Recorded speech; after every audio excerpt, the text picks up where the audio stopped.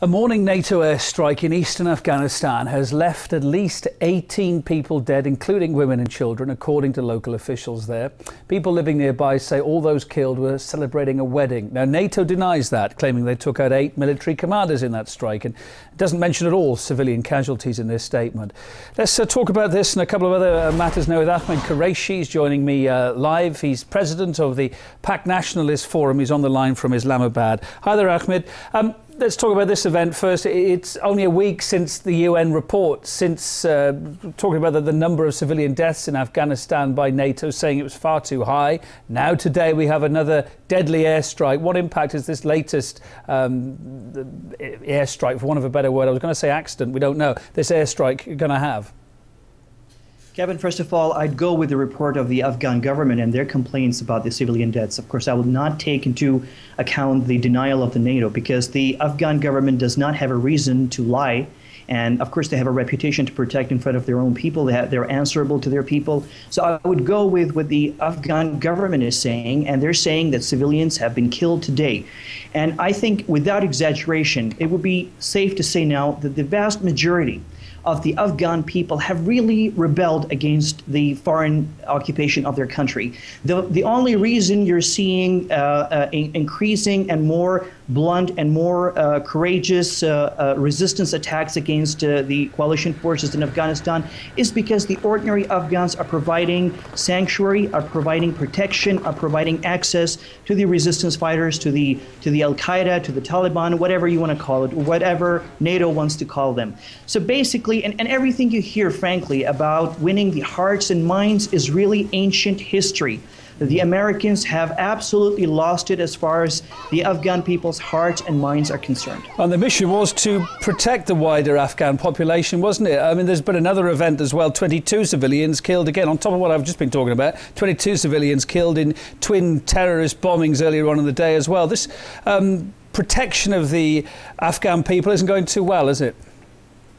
The Afghan people, Kevin, have lost more of their civilians in the first decade of the 21st century than the United States lost on 9/11. It was a tragic event on 9/11, but this is no less a tragedy. And frankly, we don't see any justice in this, that the Afghan people should lose this many. And of course, NATO and the U.S. military in Afghanistan are very quick to condemn the Taliban for their bombings in various cities where and attacks, of course, where civilians are killed. But how is the U.S. military and NATO any different? They kill as many civilians there. And I think, we talk to a lot of Afghan activists, and I think any future government in Afghanistan after the Americans are out, in order to reclaim credibility, I think they will have to initiate some sort of a reconciliation process whereby they would have to move some legal cases, maybe go as far as the UN or the International Court of Justice and ask for compensation for what happened. I mean, Afghanistan will be left with wounds that would take decades to heal. I mean, just thousands and thousands of civilians have been killed. Who would look after the orphans? Who would look after the psychological and the other social problems resulting from this unending, endless deaths of civilians, and no accountability whatsoever on the U.S. military and the NATO? Let's talk a little bit about Pakistan now for a minute. Pakistan's formally complained about the US drone strikes there on Tuesday, saying the alliance acts against international law. Now that sounds markedly similar, doesn't it, to what Western leaders accuse Syria's president of doing? Kind of double standards, aren't there?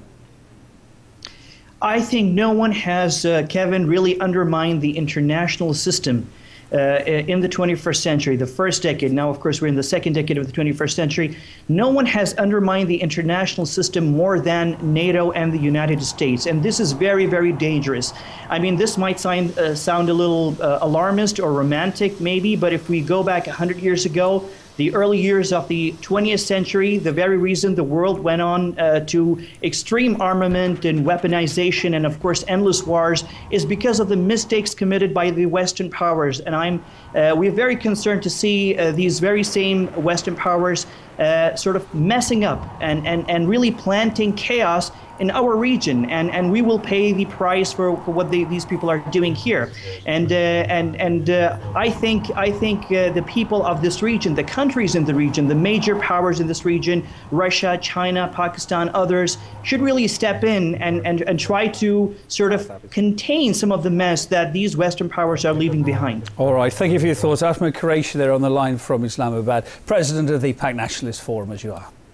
Thank you.